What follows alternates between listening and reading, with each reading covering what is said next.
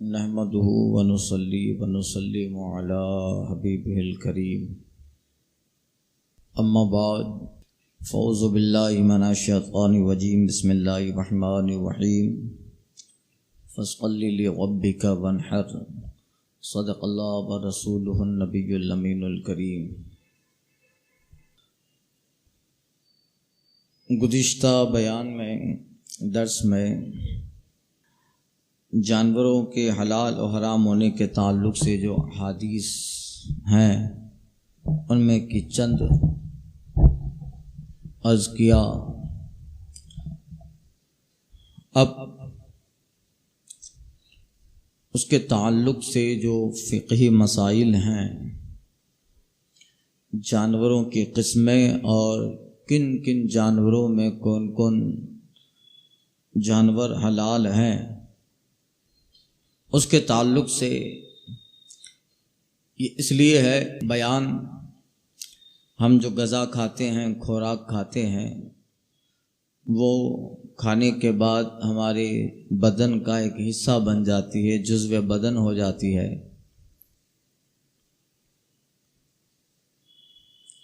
اور اس غذا کے اثرات ہمارے قول و فعل سے ظاہر ہوتے ہیں، اور بعض جانور مذموم صفات والے ہیں، برے ہیں، تو ان کی غذا کے ساتھ انسان میں بھی تھوڑا اثر آتا ہے۔ تو جن جانوروں کے کھانے سے منع کیا گیا یا جو جانور حرام ہے، ان کی حکمت یہی ہے کہ وہ برے ہیں یا ان کی بری صفتیں ہیں۔ اب مکمل ہر ایک جانور کی تفصیل دشوار ہے، اس لیے فقہ میں فقہائے کرام نے کچھ جانوروں کے تعلق سے کچھ جزیات بیان کیے ہیں، کلیات بیان کیے ہیں، جن کے ذریعہ سے جزیات جانے جا سکتے ہیں، اور ان کے ذریعہ سے یہ پھر معلوم ہو سکتا ہے کہ یہ جانور حلال ہے یا حرام ہے۔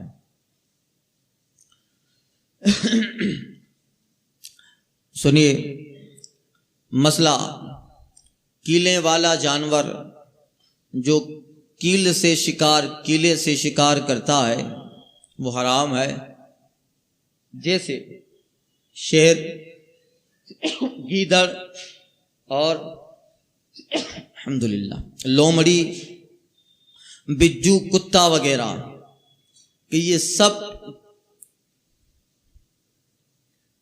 ان سب میں کیلے ہوتے ہیں دانتوں میں، اور اس سے شکار کرتے ہیں۔ اور اونٹ کے بھی کیلا ہوتا ہے مگر وہ شکار نہیں کرتا، لہذا وہ اس حکم میں داخل نہیں ہے۔ کیل سے شکار کرتا ہو اور وہ شکاری ہو تو اونٹ میں کیل ہے مگر وہ شکاری جانور نہیں ہے، اس لیے حلال ہے۔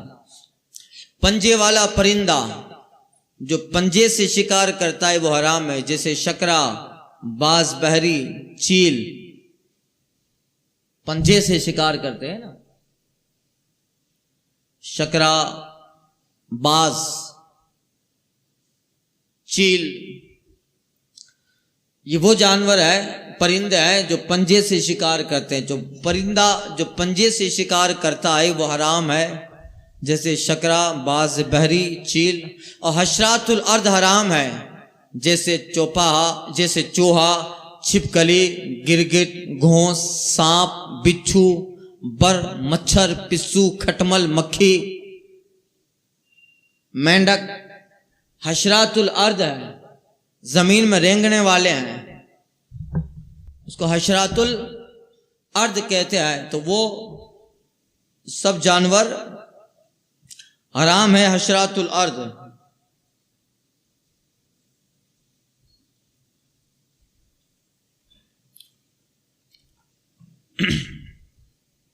مسئلہ گھریلو گدھا اور کھچر حرام ہے۔ گدھا جانتے ہو، کھچر جو گھوڑا اور گھوڑی کے مادھیم سے پیدا ہو، اور جنگلی گدھا جسے گورخر کہتے ہیں یہ حلال ہے۔ جنگلی گدھا گورخر۔ گھوڑے کے متعلق روایت مختلف ہیں۔ یہ آلائے جہاد ہیں، اس کے کھانے میں تقلیل آلائے جہاد ہوتی ہے، لہذا نہ کھایا جائے، کیونکہ گھوڑا جہاد میں کام آتا ہے۔ اب کھانے لگیں گے تو پھر مجاہدوں کو کیسے ملے گا گھوڑے؟ اس لیے اس کی شرافت کی وجہ سے کہ یہ مجاہدوں کو کام آتا ہے، ورنہ پھر گھوڑے کامیاب ہو جائیں گے۔ اس لیے تقلیل آلہ جہاد ہوتی ہے، اس کی وجہ سے وہ نہ کھایا جائے۔ مسئلہ کچھوا خشکی کا ہو یا پانی کا، کچھوا چاہے وہ خشکی کا ہو یا پانی کا، حرام ہے۔ کچھوا تو سمجھے نا بھائی، کاچبا وہ ٹرٹوائز۔ غراب البقع یعنی کوا جو مردار کھاتا ہے وہ حرام ہے۔ وہابیوں کے نزدیک حلال ہے۔ ان کے مولوی نے زاغ معروفہ جو کوا بستیوں میں پھرتا ہے اور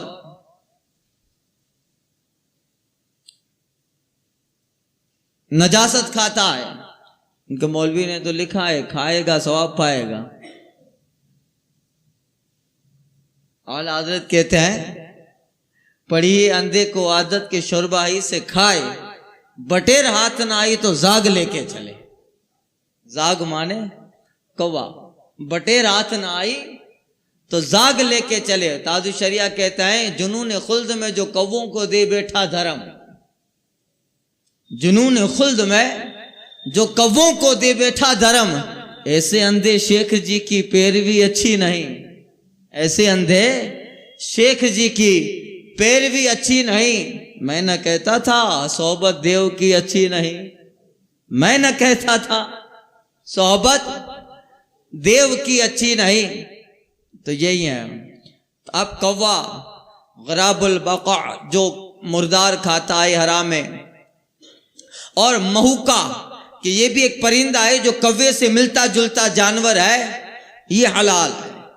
کوے سے ملتا جلتا جانور ہے وہ حلال ہے، مگر وہ کوا نہیں ہے، کوا نہیں ہے۔ مسئلہ پانی کے جانوروں میں سے مچھلی حلال ہے۔ پانی کے جانور سی اینیملز، ان میں سے جو پانی کے جانور سی فوڈس، مچھلی حلال ہے۔ جو مچھلی پانی میں، اب دیکھو اس کے تعلق سے مسائل بیان ہوں گے۔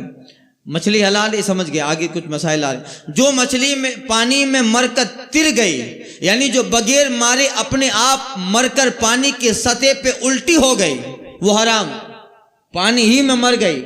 اور مچھلی کی خاصیت ہے کہ پانی کے اندر ہی اگر مچھلی مر گئی تو وہ پانی کے سطح پہ آ جائے گی، الٹی ہو جائے گی۔ کیا ہوگی؟ الٹی ہو جائے گی۔ تو جو مچھلی پانی میں مر کر تر گئی، یعنی جو بغیر مارے اپنے آپ مر کر پانی کے سطح پہ الٹی ہو گئی، وہ حرام ہے۔ اب مچھلی کو مارا اور وہ مر کے الٹی ترنے لگی، یہ حرام نہیں ہے۔ جیسے ہم لوگ جو ماہی گیر ہیں، فشر مین، وہ ماری جاتی ہیں اور اس کے بعد الٹی ہو جاتی ہیں، تو پھر وہ حلال ہیں، حرام نہیں ہیں۔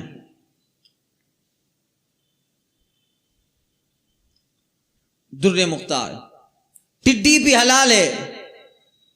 ٹڈی، اس کے تعلق سے ایک فاروق اعظم کی روایت جو آئی تھی، اور اس کا ذکر قیامت کی علامت میں سے بھی ہے، وہ مشکات میں درس حدیث میں بیان کر چکا تھا۔ ٹڈی بھی حلال ہے۔ مچھلی اور ٹڈی دونوں بغیر ذبح حلال ہیں۔ حلال ہونے کے لیے ذبح کرنا ہے. مچھلی کو ذبح نہ کرو تب بھی بغیر ذبح کے حلال ہے. دریا کا مردار حلال ہے بغیر ذبح کے. جیسا کہ حدیث میں ہے کہ 2 مردے حلال ہیں, مچھلی اور ٹڈی. ٹڈی وہ کھیتوں میں ہوتی ہے, کھیتوں میں ہوتی ہے, اڑتی ہے. چلو آگے. مسئلہ, پانی کی گرمی یا سردی سے مچھلی مر گئی. پانی کی گرمی یا پانی کی سردی سے مچھلی مر گئی, یا مچھلی کو ڈورے میں باندھ کر پانی میں ڈال دیا اور مر گئی, یا جال میں پھنس کر مر گئی, یا پانی میں کوئی ایسی چیز ڈال دی جس سے مچھلیاں مر گئیں اور یہ معلوم ہے کہ اس چیز کے ڈالنے سے مری ہیں, یا گھڑے میں مچھلی پکڑ کے ڈال دی اور اس میں پانی تھوڑا تھا اس وجہ سے مر گئی, یا جگہ کی تنگی کی وجہ سے مر گئی, ان سب صورتوں میں وہ مچھلی حلال ہے. ان سب صورتوں میں مچھلی حلال ہے. مسئلہ جھینگا. جھینگا ہماری زبان میں اس کو کیا کہتے ہیں؟ ہاں, وہ اس کے تعلق سے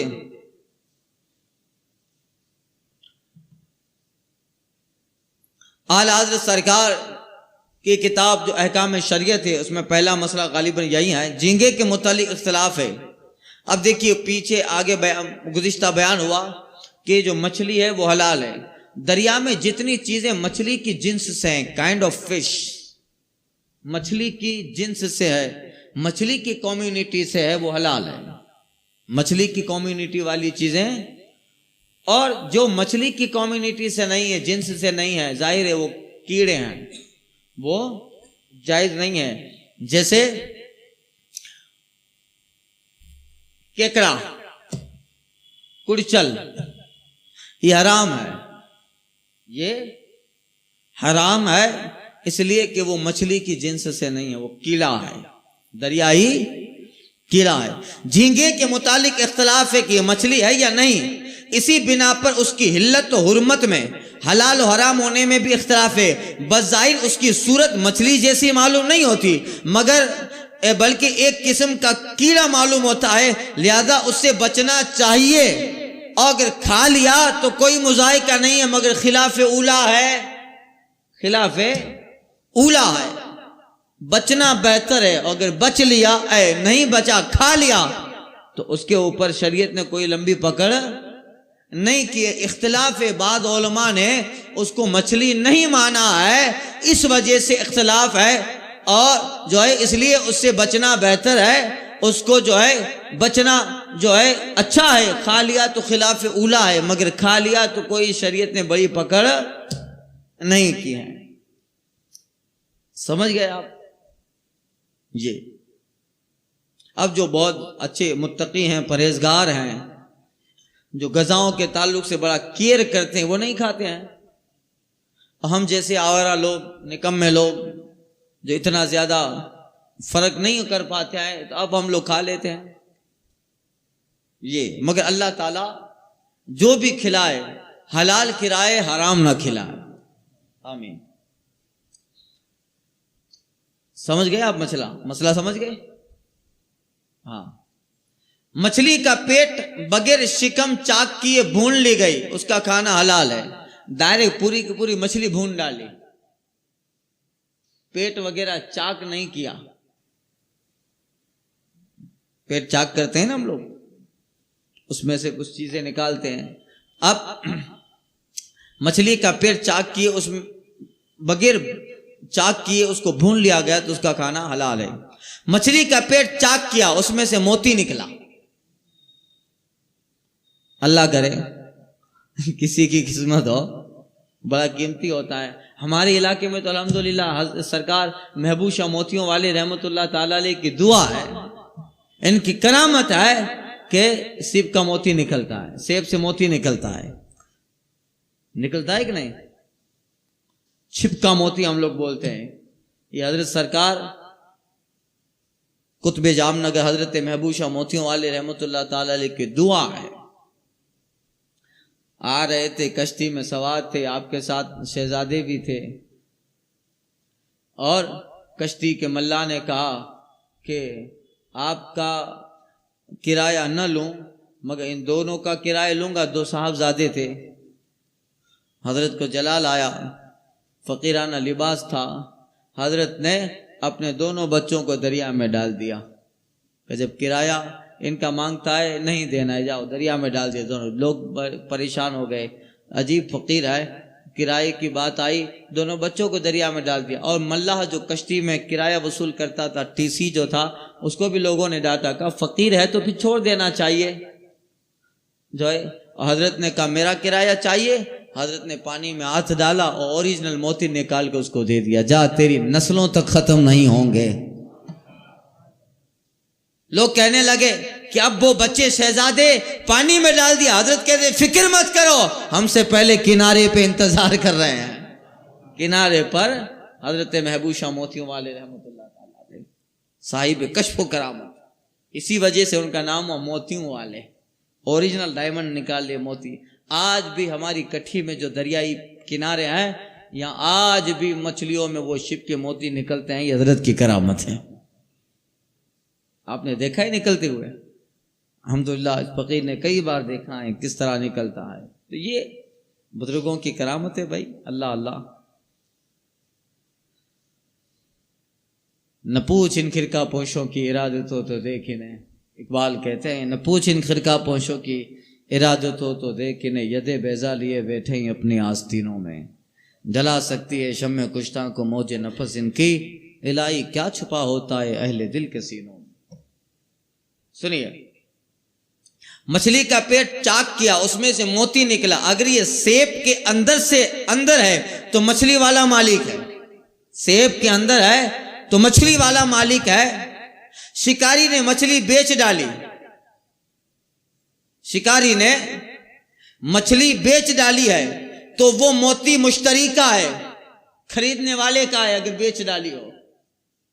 اور اگر موتی سیب میں نہیں ہے تو مشتری شکاری کو دے دے، یہ نقطہ ہے. اور مچھلی کے شکم میں انگوٹھی یا روپیہ یا اشرفی یا کوئی زیور ملا ہے تو یہ لقطہ ہے. اگر یہ شخص خود محتاج و فقیر ہے تو اپنے اس میں صرف کرے، اگر خود محتاج و فقیر نہیں ہے تو صدقہ کر دے. تو کبھی کبھی مچھلیوں میں نکلتا ہے، دریا میں کسی کوئی چیز. کئی بار ایسا ہوا ہے ہمارے یہاں، کئی ایسے واقعات ہیں، کسی کی انگوٹھی کسی کا چین دریا میں جا گیا، گر پڑا، اور پھر مچھلی نے نکل لیا تو مچھلی کے پیٹ میں سے سونے چاندی کے زیور بھی نکلتے ہیں. یہی بعض گائیں بکریاں گلیز کھانے لگتی ہیں، ان کو جلالہ کہتے ہیں. اس کے بدن اور گوشت وغیرہ میں بدبو پیدا ہو جاتی ہے. اس کو کئی دن تک باندھ رکھیں کہ نجاست نہ کھانے پائے. جب بدبو بدن سے جاتی رہے تب ذبح کر کے کھائیں، تب ذبح کر کے کھائیں. اسی طرح جو مرغی گلیز کھانے کی عادی ہے اسے بھی چند روز باندھ رکھیں، جب اثر جاتا رہے تب ذبح کر کے کھائیں.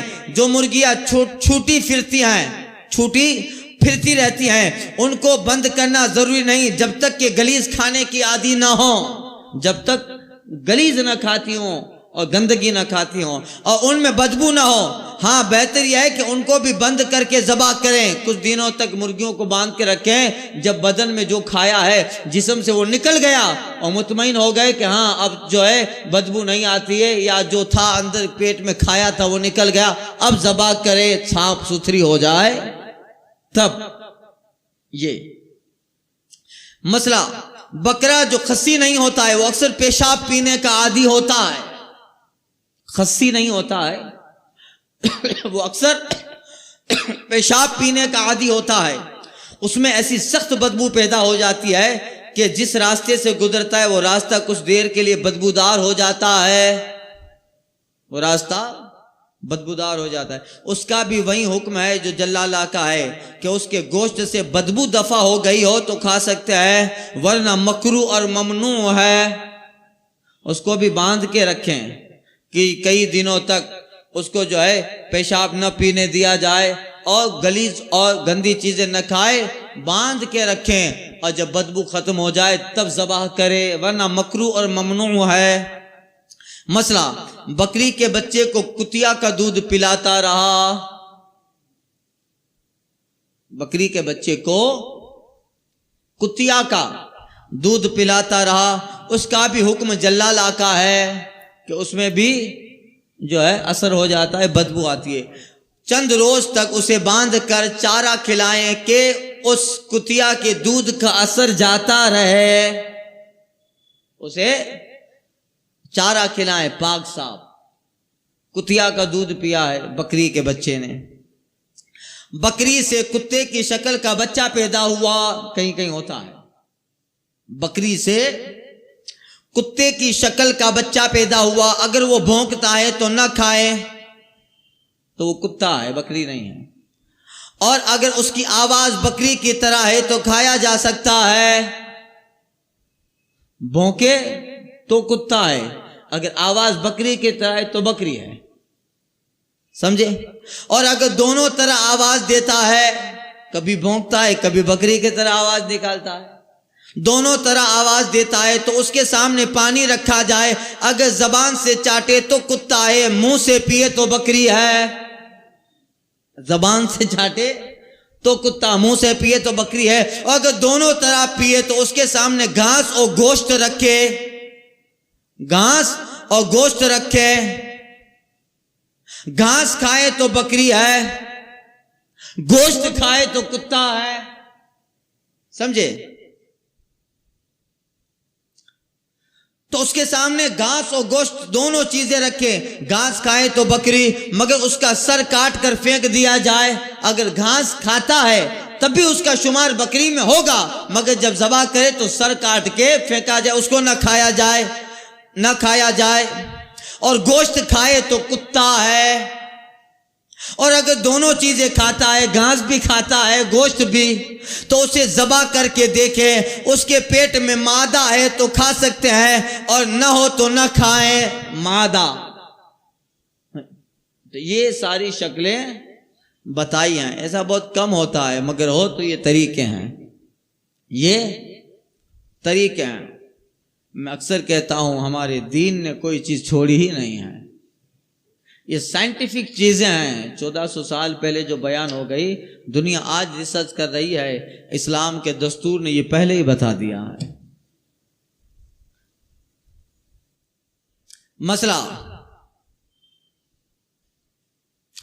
جانور کو ذبح کیا، وہ اٹھ کر بھاگا، پانی میں گر کر مر گیا یا اونچی جگہ سے گر کر مر گیا، اس کے کھانے میں حرج نہیں ہے کہ اس کی موت ذبح سے ہوئی ہے، پانی میں گرنے یا لڑکنے سے نہیں ہوئی ہے، اس کا اعتبار نہیں ہے۔ ذبح کیا، ذبح جیسے ہی کیا، جانور کو ذبح کیا، اٹھ کر بھاگ گیا اور پھر مر گیا، کنویں میں گر کے مر گیا، اوپر سے نیچے گر کے مر گیا، تو اس کو کھا سکتا ہے کہ گرنے کی وجہ سے اس کی موت نہیں مانی جائے گی، ذبح سے موت مانی جائے گی۔ کس سے؟ ذبح سے۔ مسئلہ، زندہ جانور سے کوئی ٹکڑا جدا کر لیا، زندہ جانور سے کوئی ٹکڑا اس کے جسم کا جدا کر لیا، مثلا دمبا کی چکی کاٹ لی، یا اونٹ کا کوہان کاٹ لیا، یا کسی جانور کا پیٹ پھاڑ کر اس کی کلیجی نکال لی، یہ ٹکڑا حرام ہے، زندہ جانور سے وہ کاٹا ہے، یہ حرام ہے۔ جدا کرنے کا یہ مطلب ہے کہ وہ گوشت سے جدا ہو گیا، اگرچہ ابھی چمڑا لگا ہوا ہو، ابھی چمڑا لگا ہوا ہے مگر گوشت سے جدا ہو گیا، اور زندہ جانور سے وہ نکال لیا گیا، جیسے کلیجی نکال لی گئی، اور اگر گوشت سے اس کا تعلق باقی ہے تو مردار نہیں ہے، گوشت سے اس کا تعلق باقی ہے تو مردار، یعنی اس کے بعد اگر جانور کو ذبح کر لیا تو یہ ٹکڑا بھی کھایا جا سکتا ہے، گوشت سے جدا نہیں ہوا، جسم سے جدا نہ ہوا۔ جیسے پاؤں ہے، آدھا پاؤں کاٹا مگر مکمل نہیں کاٹا، آدھا باقی ہے، اور پھر ذبح کیا تو اب یہ پاؤں کھا سکتے ہیں، اس لیے کہ ذبح کرتے وقت یہ جسم سے لگا پڑا ہے، مگر پہلے مکمل کاٹ دیا اور پھر جانور ذبح کیا تو پہلے جو مکمل پاؤں کو کاٹ دیا وہ حرام ہے کہ زندہ جانور سے الگ ہو گیا، زندہ جانور سے۔ سمجھ گئے مسئلہ آپ؟ یہ جانور کو ذبح کر لیا ہے مگر ابھی اس میں حیات باقی ہے، زندگی باقی ہے، اور اس کا کوئی ٹکڑا کاٹ لیا، یہ حرام نہیں ہے کہ ذبح کے بعد اس جانور کا زندوں میں شمار نہیں ہوتا، اگرچہ اب تک جانور کے ذبح کے بعد ابھی تک جانور ٹھنڈا نہیں ہوا ہے، اس کا کوئی عضو جو ہے یہ ٹھنڈا نہیں ہوا ہے، مگر اس کی ذبح کا اعتبار ہوگا۔ ذبح کے بعد جانور کو ذبح کر لیا ہے مگر ابھی اس میں زندگی باقی ہے، زندگی باقی ہے، اور اس کا کوئی ٹکڑا کاٹ لیا، یہ حرام نہیں ہے۔ ذبح کے بعد اس جانور کا زندوں میں شمار نہیں ہوتا ہے، اب اس جسم کے اسے کو کھا سکتے ہیں، اگرچہ جب تک جانور ذبح کے بعد ٹھنڈا نہ ہو جائے اس کا کوئی عضو کاٹنا مکروہ ہے۔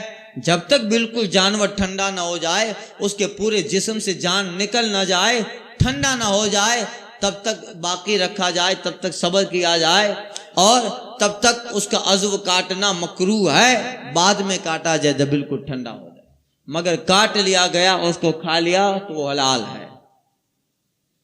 شکار پر تیر چلایا، شکار پر تیر چلایا، اس کا کوئی ٹکڑا جدا ہو گیا، اگر وہ ایسا عضو ہے کہ بغیر اس کے جانور زندہ رہ سکتا ہے تو اس کا کھانا حرام ہے۔ دور سے شکار پر تیر چلایا، اگر ایسا عضو ہے کہ بغیر اس کے جانور زندہ رہ سکتا ہے تو اس کا کھانا حرام ہے، اور اگر بغیر اس کے زندہ نہیں رہ سکتا، مثلا سر جدا ہو گیا تو سر بھی کھایا جائے گا اور جانور بھی، سر بھی۔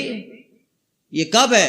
جبکہ بسم اللہ پڑھ کے فائرنگ کرے، بسم اللہ اللہ اکبر کر کے۔ اگر شکار کر رہا ہے تو شکار میں بھی یہی کرے گا، مسئلہ گزر چکا۔ زندہ مچھلی میں سے ایک ٹکڑا کاٹ لیا گیا، یہ حلال ہے، اور کاٹنے سے اگر مچھلی پانی میں مر گئی تو وہ بھی حلال ہے، کاٹنے سے مچھلی پانی میں مر گئی تو وہ حلال ہے۔ مسئلہ کسی نے دوسرے سے اپنے جانور کے متعلق کہا کہ اسے ذبح کر دو، کسی نے دوسرے سے اپنے جانور کے تعلق سے کہا کہ اس کو ذبح کر دو، اس نے اس وقت ذبح نہیں کیا، مالک نے وہ جانور کسی کے ہاتھ بیچ ڈالا، اب اس نے ذبح کر دیا جسے کہا تھا، مالک نے جب بیچ دیا تب اس نے ذبح کیا، سمجھے؟ یہ لڑکا زہیب ہے، بالغ ہے، میں نے اس کو کہا کہ میرا جانور ذبح کر دا، کہا ٹھیک ہے کر دیتا ہوں، مگر میں نے وہ جانور بیچ ڈالا، اور پھر یہ گئے ذبح کرنے کے لیے، ان کو پتا نہیں ہے کہ یہ میں نے بیچ ڈالا ہے، سمجھے؟ کسی نے اپنے جانور کے متعلق کہا کہ اسے ذبح کر دو، اس نے اس وقت ذبح نہیں کیا، مالک نے وہ جانور کسی کے ہاتھ بیچ ڈالا، اب اس نے ذبح کیا، اس کو تاوان دینا ہوگا، تاوان، اس کا معاوضہ دینا ہوگا، اس لیے کہ اب یہ اس مالک کا نہیں رہا، اب جب ذبح کیا ہے تو کسی اور کا ہے، اس کو تاوان دینا ہوگا، اور جس نے اس سے ذبح کرنے کو کہا تھا تاوان کی رقم اس سے واپس نہیں لے سکتا، اس نے تو بیچ ڈالا ہے۔ ذبح کرنے والے کو بے کا علم ہو یا نہ ہو، چاہے اس کو علم ہو یا نہ ہو، اس کو معلوم ہو کہ نہ ہو، بیچ ڈالا یا نہیں بیچ ڈالا، دونوں صورتوں کا ایک ہی حکم ہے، اسی کو تاوان دینا ہے۔ پوچھ لیتا، صبح کہا تھا تجھے جانور ذبح کرنے کو، اب شام کو کر رہا ہے تو پوچھ لیتا کہ ذبح کر ڈالو، اتنی مدت میں ہو سکتا ہے کہ مالک نے بیچ ڈالا ہو جانور، سمجھے آپ؟ مسئلہ جن جانوروں کا گوشت نہیں کھایا جاتا، ذبح شرعی سے ان کا گوشت اور چربی اور چمڑا پاک ہو جاتا ہے۔ جن جانوروں کا گوشت نہیں کھایا جاتا، کتا بلی وغیرہ، ان جانوروں کا گوشت نہیں کھایا جاتا نا، تو ذبح شرعی کے بعد اگر ذبح جن جانوروں کا گوشت نہیں، ان کو ذبح کر دیا گیا، شرعی ذبح جس کا ذکر ہوا، ذبح شرعی سے ان کا گوشت و چربی، اور ذبح شرعی سے ان کا گوشت و چربی اور چمڑا پاک ہو جاتا ہے، مگر خنزیر کے اس کا ہر جز نجیس ہے۔ خنزیر اس کا چمڑا پاک نہیں ہوتا، اور آدمی اس کا چمڑا مطلب کیا ہے؟ چمڑا حلال جانوروں کا تو ٹھیک ہے، جو جانور حرام ہے، جو جانور حرام ہے، اگر ان کے چمڑے کو دباغت دے دو، جیسے چمڑے میں بدبو نہ آئے تو نمک وغیرہ لگا دیتے ہیں نا، اور وہ سورج میں سکھا ڈالو سورج کی گرمی میں، اور وہ چمڑا چاہے بلی کا ہو یا کتے کا ہو سوکھ گیا تو پاک ہو گیا۔ کیا ہوا؟ پاک ہو گیا وہ چمڑا۔ اسی لیے کہا جن جانوروں کا گوشت نہیں کھایا جاتا ذبح شرعی سے ان کا گوشت و چربی و چمڑا پاک ہو جاتا ہے، ان کا چمڑا پاک ہو جاتا ہے، مگر خنزیر سور کہ اس کا ہر جز نجیس ہے، اس کے جسم کا ہر حصہ ناپاک ہے، تو اس کا چمڑا کہیں بھی سکھا ڈالو، کتنا بھی نمک لگاؤ، ناپاک کا ناپاک ہی رہے گا۔ سور وہ نجیس العین ہے، اور آدمی اگرچہ طاہر ہے اس کا استعمال ناجائز ہے۔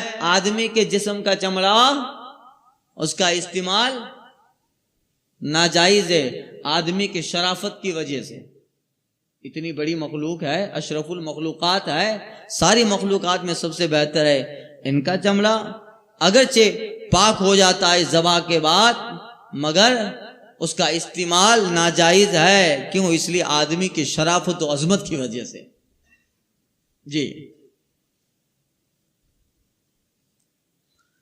ان جانوروں کی چربی وغیرہ اگر کھانے کے سوا خارجی طور پر استعمال کرنا چاہیں تو ذبح کر لیں۔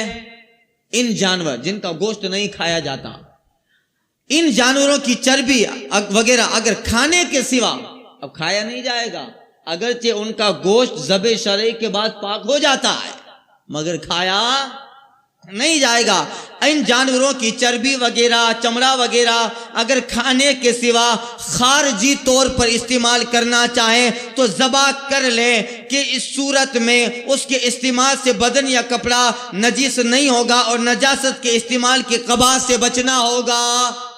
یعنی وہ چمڑے پاک ہو جاتے ہیں، اب اس کا استعمال کر سکتا ہے، سوائے آدمی کا چمڑا یا خنزیر کا چمڑا، آدمی کی شرافت کی وجہ سے اور خنزیر کے مکمل نجیس ہونے کی وجہ سے۔ یہ پورا مکمل قربانی، ذبح اور جانور کا بیان بہار شریعت کا یہاں پہ ختم ہوا۔